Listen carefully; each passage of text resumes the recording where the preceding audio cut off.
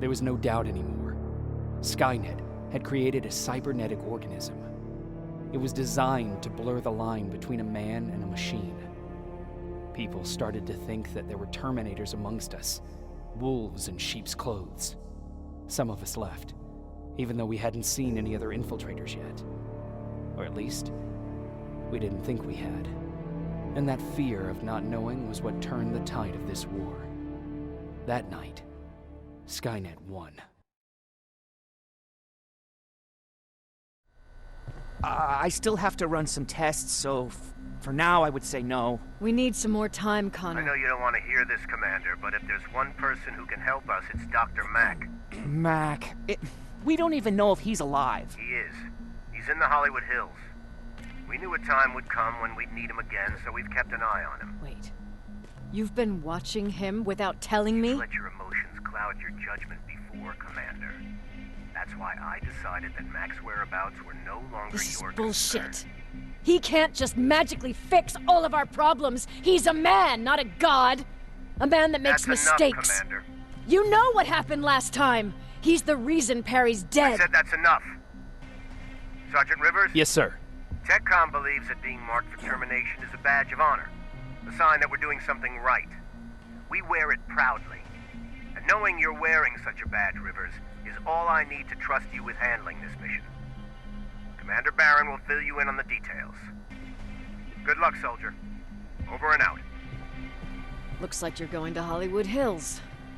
Dr. Edwin Mack is the one who taught us how to use Skynet's weapons, so there's a chance he can do it again.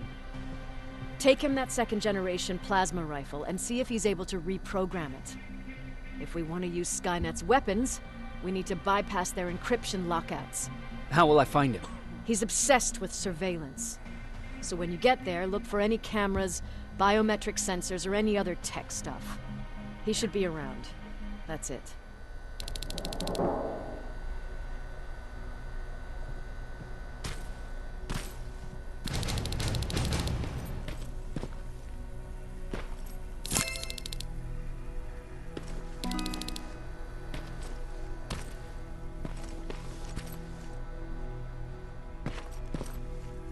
Jacob, do you have a minute?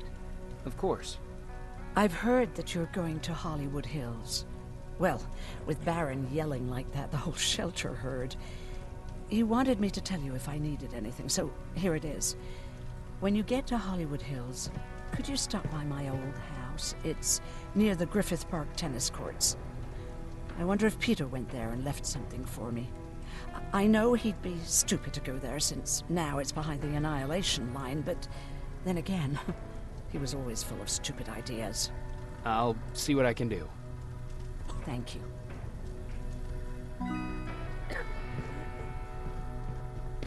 Look at him. He never talks to anyone. He just sits there. I bet he's one of those machines.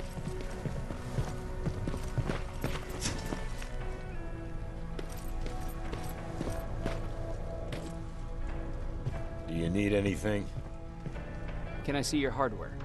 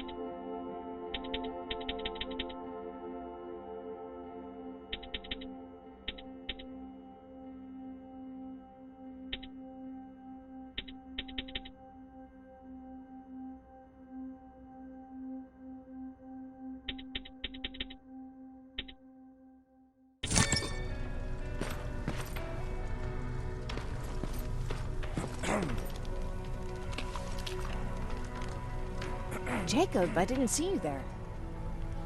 Where are you going? I'm going out scavenging. Don't worry. I'm past thinking about running away. Knowing how much you'd miss me made me not want to leave. Where's Patrick? He's getting ready. I'm taking him with me. I figure it's time for him to see what's out there. Is there something on your mind? Actually, I have a secret to tell you. You've a fan. Patrick really looks up to you. It's good for him to have a role model. And I don't think he could have chosen better. I don't think I'd make for a good role model. I never knew Jacob Rivers could be so coy. Be proud, you're a hero. The Resistance owes you a lot. And so do I. If you hadn't found us back in Pasadena, I don't know what would have happened. Well, actually I do. Exactly what the others said would happen. People were talking about the Annihilation Line months before it came. My father, of course, tried to turn it all into a joke. But what did you think about it? I didn't know what to think. Travelers would bring all sorts of gossip with them. But this kept coming back. When Patrick asked me if I was scared, I lied and said that I wasn't. You could feel the mood change at the house. The community my father tried to build started falling apart. Fewer and fewer people were coming by, and if they did, they weren't always friendly. We started to notice things going missing. Little things at first. People got nervous, and with time, it even got to my father. What do you mean? Well, for one thing, he stopped making jokes. It had never been as quiet at the house as it had been back then. After a while, my father changed the sign from welcome to beware. He put a lock on the door and started carrying a shotgun. I didn't even know he owned a gun. He always said he didn't believe in them. I wanted us to leave our house and run, but he didn't want to listen. Said it was the only place he could keep us safe. Thanks for letting me spill my guts like that. Is everything okay? You seem far away. Nothing can get past you, can it? I've been thinking about the day we met. I never told you how we really ended up there. You can tell me anything. I know I can. That's why you're the first person I'm telling this to. That day, loud hammering woke me up. When I came downstairs, I saw my father nailing the window shut. Through the crack, I saw them coming. Hundreds of metal heads and their red eyes.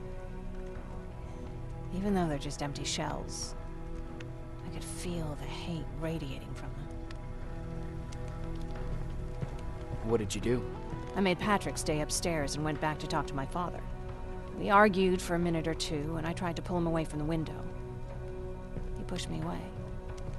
I tried it again, but he shoved me. This time I fell. I didn't recognize him as he was reaching for his shotgun. He said, I shouldn't worry about the machines. They wouldn't hurt us. I don't even remember how. But the gun was already in my hands. I closed my eyes and went someplace else. Didn't even hear the shot. I didn't hear Patrick's steps either. He saw you? He did. He was staring at me like I was a stranger. He didn't scream or cry, he just stared. I threw the gun away, grabbed Patrick, and tried not to notice the hole in my father's unmoving chest. As we ran, I could hear them coming, so we found somewhere to hide. Then you came. I wanted to tell someone about all this, but I was afraid to. I'm glad you did. I am too. We talk a lot about how heartless the machines are. And I started to think that maybe I was too. I probably would have convinced myself of that if it wasn't for you keeping me sane. Thank you for everything. I never thought I would find a friend in times like these. Is it true? Am I human now?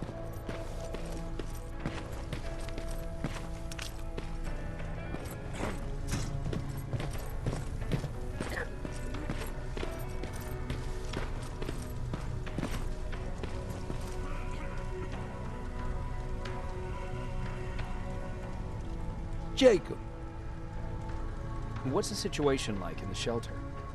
not that great. People are getting nervous. A lot have already left, and even more plan to leave. Even Mark and Laura saw them packing earlier. And what about you? Just the thought of running again's making me sick. Must be getting old. Plus, we got everything we could need right here. Where else would I go? Besides, I have faith that Baron would never let anything happen to this place. She's way too uptight about security. What happened after you started your camp? Honestly, not that much. At least not in the beginning. When we gave up on the idea of getting in touch with anyone, we just tried to adapt. Temperatures fell, we had to scavenge for food. All of a sudden, that became our life. Didn't you try to reach home? Some people did. Most of us were scared of what we'd find if we did get home, so we conveniently said we're stranded here anyways, and stayed. Well, I know how stupid it sounds, but we managed to have fun in our little commune. I still have my guitar with me. We talked a lot about how we're gonna be famous, because we're the only living band in the world. You played in a band. I did. One of the few things I was better at than Tucker. He didn't have much talent, but he loved the idea of sex, drugs, and rock and roll, especially the first two. We were just stupid kids, not realizing what was going on. We paid the price for it the first time we saw a tin can. I was tuning my guitar when I heard a strange noise. I found out later that it was a T400. Must have heard me play. It didn't even have the decency to look scary. Maybe if it did, we wouldn't have just stood there when it started firing. What did you do? I froze. I didn't run to help. I didn't scream. I didn't even move. I just stood there, like a coward. The tin can got Tucker with a single bullet. Bam! Just like that. 7 other people died before we finally destroyed that thing. Ironically enough, I was the one who delivered the final blow. Safe to say, it was the beginning of a new era. Earlier, you said that a new era started. What changed? Well, for one thing, with Tucker dead, I became the new leader of the group. Something I never expected or wanted, for that matter. What did you do about it? That same night, I looked around at all those people who survived, and I felt scared. Scared of what they expected of me. I started to walk away like I was on autopilot. I don't know if I wanted to run away or to kill myself, but then something surreal happened. I found a metal door in the ground in the middle of nowhere. I was real unsure about what I might find under it, but what I did find was the aftermath of a massacre. More Terminators? That's exactly what I thought at first, but it turned out to be something even more scary. It looked like they decided to commit suicide. I couldn't understand it. To me, they had everything. Food, water. They even had a case of beer. So, I got shit-faced and started crying over my brother's death. But I realized something. I realized that I could maybe survive there. Did you come back to tell everyone? I did. After I buried the bodies outside, I returned to the camp with the good news. After that, we were all right. That night, I learned two things. Firstly, that it's okay to be scared. Secondly, that there are two sides to everybody. Ironically, me being a scaredy cat turned me into a good leader. And that's how I found that place, and that's what motivated me to help others. But Tucker, well, he was a leader from the start, but he had an ugly side too. He killed those who opposed him.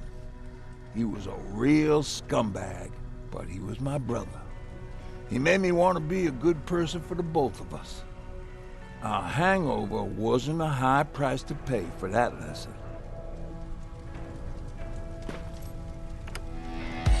Don't be shy, Rivers. Turn up the volume. See? I knew you'd like it. God!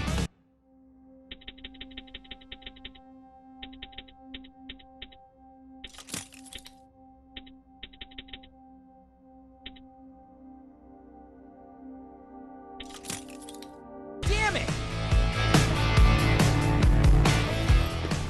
I thought I told you, I can't work with so much noise. I need absolute silence, so please stop that.